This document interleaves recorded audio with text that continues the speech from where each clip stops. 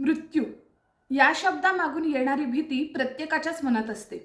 कदाचित म्हणूनच मृत्यूपत्र म्हटलं की आपल्याकडे भावनिक दृष्टिकोनातूनच विचार केला जातो. पण मुळात ही भावनिकरित्या नाही तर अत्यंत प्रॅक्टिकली विचार करण्याची गोष्ट आहे.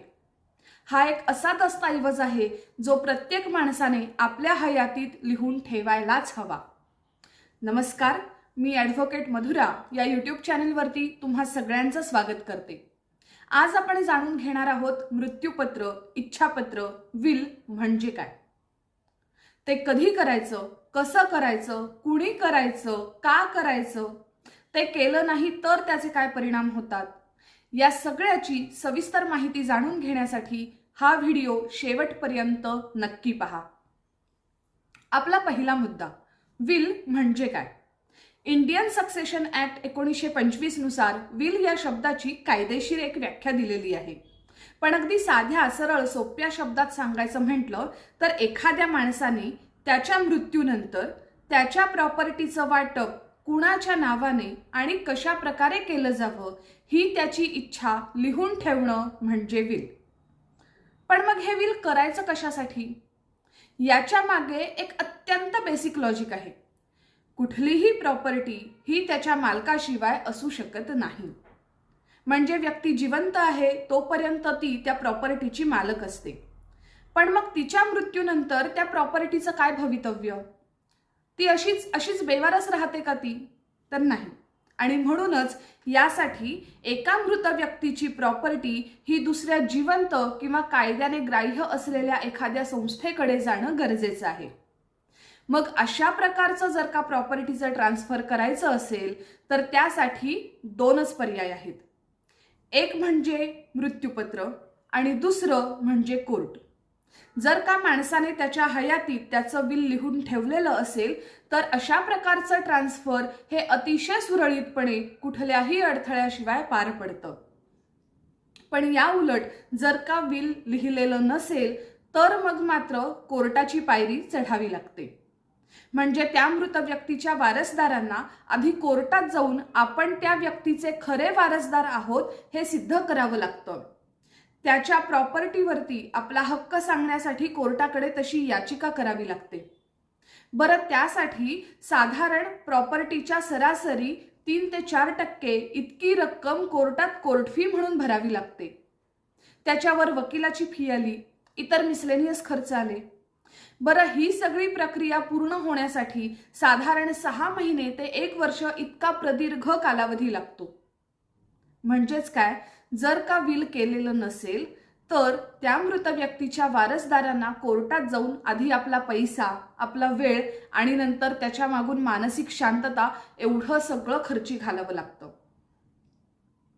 मग हा सगळा गुंता सोडवायचा असेल, भविष्यातल्या आपल्या वारसदारांचा त्रास आपल्याला वाचवायचा असेल तर माणसाने वेळीच शहाणं होऊन आपल्या हयातीत आपलं विल लिहून ठेवायला हवं. बरं, बरेच जण यात मग प्रश्न विचारतात की मी माझं विल लिहिलेलं आहे पण मग ते लिहिल्यानंतर माझ्या प्रॉपर्टीत बरेच बदल झाले आहेत, काही गोष्टी कमी झाल्या आहेत, काही गोष्टी ॲड झाल्या आहेत, तर मग त्याचं कसं करायचं बुवा. एखादा विल लिहिल्यानंतर तुम्हाला जर का वाटलं की त्यात काही बदल करायचे आहेत तर ते तुम्ही कितीही वेळेला करून नवीन विल तयार करू शकता. त्याला कुठलीही मर्यादा नाही. फक्त एकच आहे की ती व्यक्ती मृत पावल्यानंतर जे शेवटच्या तारखेचं विल केलेलं असेल तेच फक्त कायद्याने ग्राह्य धरलं जातं. मग हे जे विल आहे ते आता करणार कोण. विल हे एक कायदेशीर कागदपत्र आहे आणि ज्या वेळेला कायदेशीर कागदपत्र केलं जातं त्या वेळेला कायद्याने त्या करणाऱ्यासाठी काही बंधनं घालून दिलेली आहेत. आता मृत्यूपत्राच्या बाबतीत म्हणायचं म्हटलं तर त्यात 2 महत्त्वाची बंधनं आहेत. विल करणारा माणूस हा 18 वर्षांपेक्षा वयाने मोठा असावा, म्हणजेच कायद्याच्या दृष्टीने तो सज्ञान असावा. आणि दुसरं महत्त्वाचं बंधन म्हणजे विल करणारा माणूस हा मानसिकदृष्ट्या सुदृढ असावा. अशाच व्यक्ती आपलं विल लिहून ठेवू शकतात. बरं, याच्यानंतर एक प्रश्न आपोआप मागून येतो की विल करायचं कधी. आपल्याकडे एक सर्वसाधारणपणे ना खूप मोठा गैरसमज आहे की रिटायरमेंट नंतर विल करायचं किंवा आपण अगदी म्हातार वयात आल्यानंतर आपलं विल करून ठेवायचं. पण कशासाठी? कारण कटू असलं तरी जगातलं सगळ्यात मोठं सत्य आहे की मृत्यू कुणालाही सांगून येत नाही. तो कुणाचंही वय बघून येत नाही. मग म्हातारपणाची वाट बघायची कशाला? आपल्या सत्सद विवेक बुद्धीला जेव्हा पटेल तितक्या लवकरात लवकर माणसाने त्याचं मृत्यूपत्र लिहून ठेवायला हवं. कारण कायद्यानेही कितव्या वयात किंवा कोणत्या वयात तुम्ही तुमचं विल लिहावं असं काहीही सांगितलेलं नाहीये.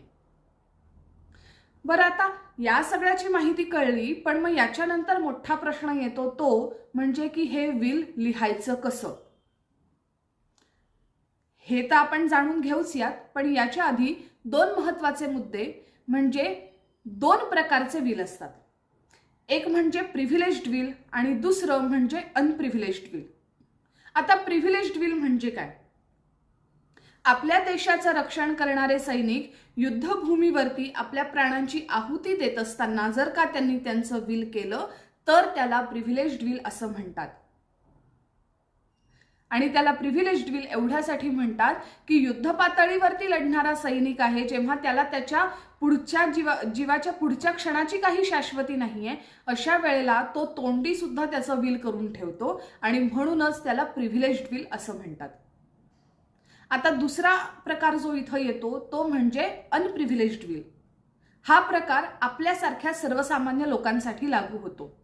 जिथे कायद्याच्या चौकटीत जे प्रकार येतात किंवा जी बंधनं घालून दिलेली असतात त्या बंधनानुसार लिखित स्वरूपात आपली इच्छा लिहून ठेवणं म्हणजे अनप्रिव्हिलेज्ड विल प्रकारात आपण सगळे येतो.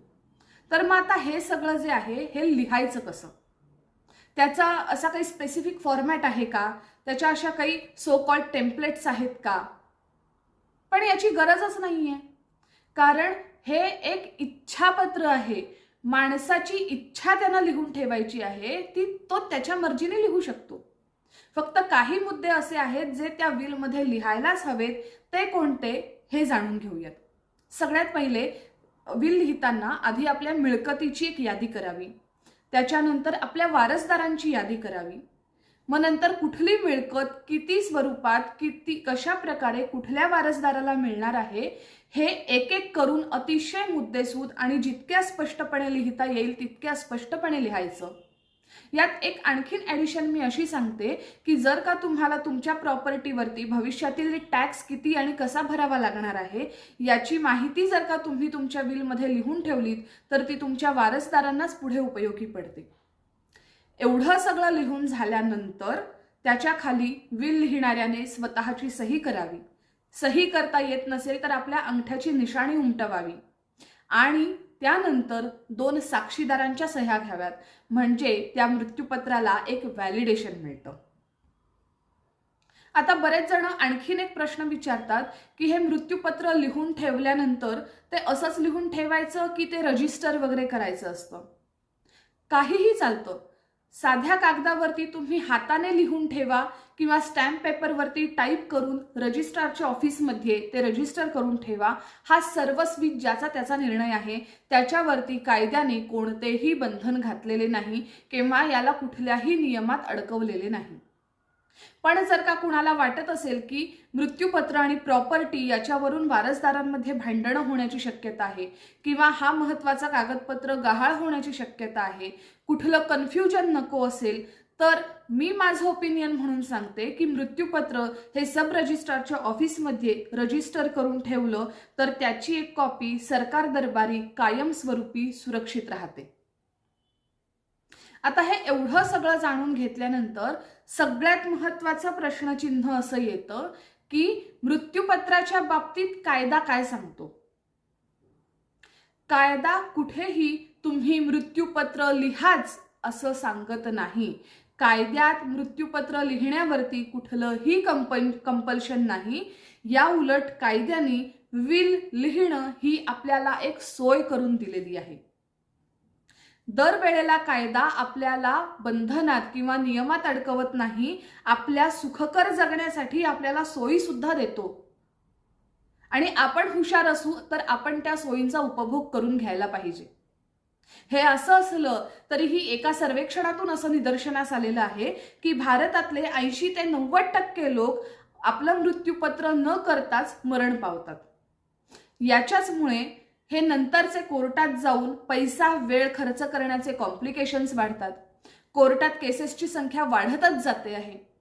मी मागच्याही माझ्या व्हिडिओत म्हटलं होतं की कोर्टातल्या केसेसची संख्या वाढण्यामागचं एक कारण म्हणजे की कायद्याचं ज्ञान नसणं, आणि हा एक त्याचाच सगळ्यात महत्त्वाचा आणि मोठा पुरावा आहे.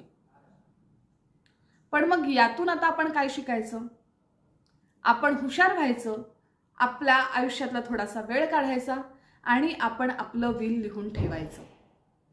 हे विल लिहिल्यामुळे आपल्या प्रॉपर्टीचं आपल्या मृत्यूनंतर आणि आपल्या वारसदारांचं आपल्या मृत्यूनंतर भवितव्य आपण सुरक्षित करून ठेवतो आणि ते त्यांच्या सोयीच्या आणि फायद्याचं करून ठेवतो. आता आपण या सगळ्याची माहिती घेतल्यानंतर एक छोटासा रिकॅप बघायचा झाला तर आज या आपण व्हिडिओतून काय शिकलो? एकतर मृत्यूपत्र करणं का गरजेचं आहे? कारण मृत व्यक्तीच्या नंतर त्याची प्रॉपर्टी कुठल्या जिवंत माणसाकडे जायला हवी. ते केलं नाही तर मात्र कोर्टात जाऊन बऱ्याच खस्ता खाव्या लागतात. ते कोणी करायचं? 18 वर्ष पूर्ण असलेली व्यक्ती आणि मानसिकदृष्ट्या सुदृढ असलेली व्यक्ती मृत्यूपत्र करू शकते. ते कधी करायचं? कधीही करू शकता, जेव्हा ज्याला बरं वाटेल, योग्य वाटेल तितक्या लवकरात लवकर मृत्यूपत्र केलं जाऊ शकतं. मृत्यूपत्र लिहायचं कसं? मिळकतीची यादी करा, वारसदारांची यादी करा, कुठली मिळकत कुठल्या वारसदाराला कशी मिळणार आहे त्याची माहिती सविस्तरपणे लिहा, खाली सह्या करा, 2 साक्षीदारांच्या सह्या घ्या, तुमचं मृत्यूपत्र लिहून झालं. रजिस्टर करायचं की नाही करायचं हा सर्वस्वी तुमचा प्रश्न आहे. आजच्या या व्हिडिओमधून अतिशय ढोबळ मानाने मी मृत्यूपत्र या विषयावरती तुम्हाला माहिती दिलेली आहे. पण याची अजून एक बाजू आहे ज्यात विल किंवा मृत्यूपत्र या बाबतीत बरेचसे बारकावे आहेत जे जाणून घेणं गरजेचं आहे. त्याच्यासाठी मी पुढचा व्हिडिओ लवकरात लवकर करणार आहे. तोपर्यंत हा व्हिडिओ लाईक करा, शेअर करा आणि असेच वेगवेगळे विषय तुम्हाला जाणून घ्यायचे असतील, अशीच वेगवेगळी उपयुक्त माहिती तुम्हाला जाणून घ्यायची असेल तर चॅनलला लाईक करा, शेअर करा आणि सबस्क्राईब करा. कारण कायद्यात राहाल तरच फायद्यात राहाल. धन्यवाद.